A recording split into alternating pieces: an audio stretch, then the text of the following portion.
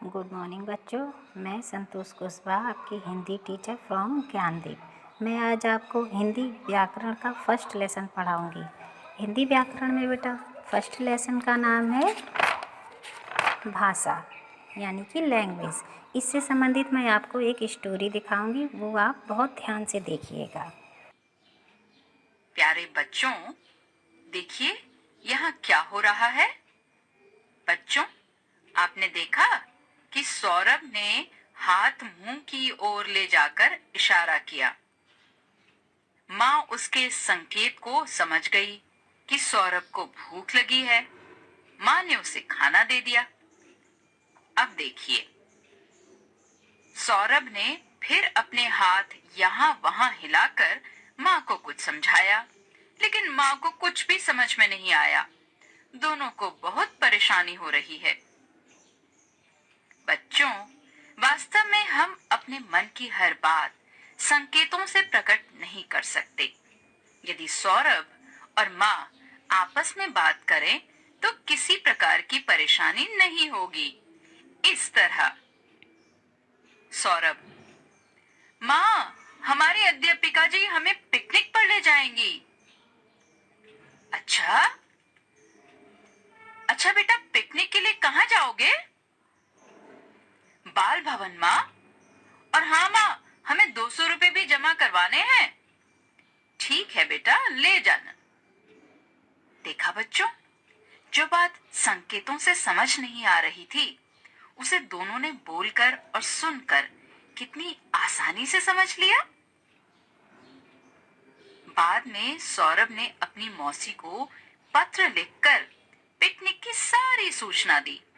मौसी ने पत्र पढ़कर पिकनिक के बारे में जाना। इस प्रकार हम बोलकर और लिखकर अपने विचार प्रकट करते हैं और सुनकर तथा पढ़कर दूसरों के विचार जानते हैं।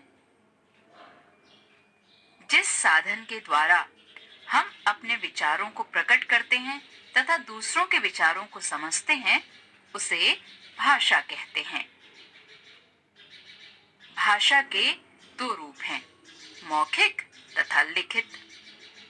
जब हम बोलकर अपने विचार प्रकट करते हैं और दूसरा उसे सुनकर समझता है, तो यह भाषा का मौखिक रूप कहलाता है।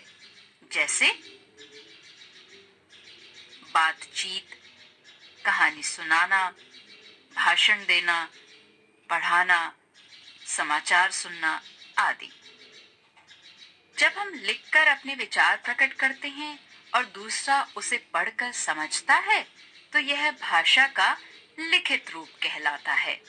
जैसे पत्र लिखना, ईमेल करना, समाचार पत्र, कहानी लिखना आदि। बच्चों, भारत में अनेक राज्य हैं। यहाँ के राज्यों में अलग अलग भाषाएं बोली जाती हैं।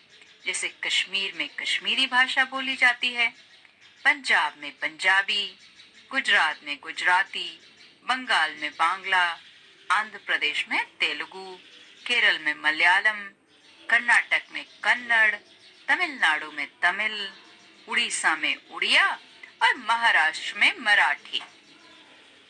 हिंदी भारत की राष्ट्रभाषा है। बच्चों, आपने ये स्टोरी देखी। अब आप ये जान गए होंगे कि भाषा में कितनी बातें होती हैं। सुनकर, बोलकर, लिखकर, पढ़कर, ये 4 बातें भाषा में होती हैं। भाषा में 2 रूप होते हैं, मौखिक, लिखित।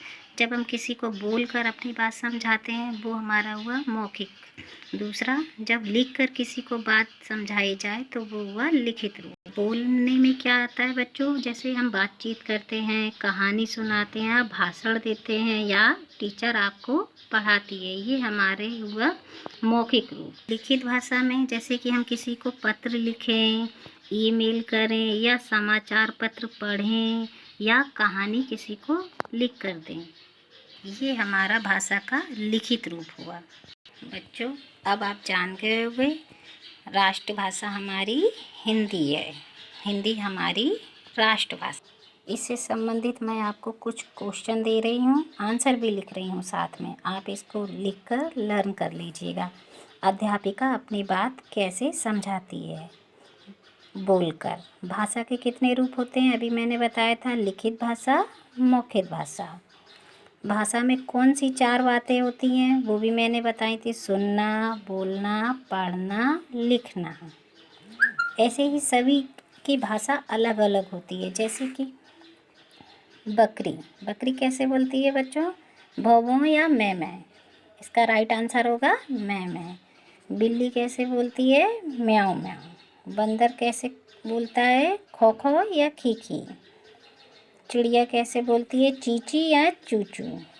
तोता कैसे बोलता है? प्यू प्यू या टेटे। मुर्गा कैसे बोलता है? कुकड़कू या गुटरगू। ये आपको आंसर अपनी नोटबुक में लिखने हैं। बहुत सुंदर सुंदर राइटिंग है। ओके बच्चों, बाय।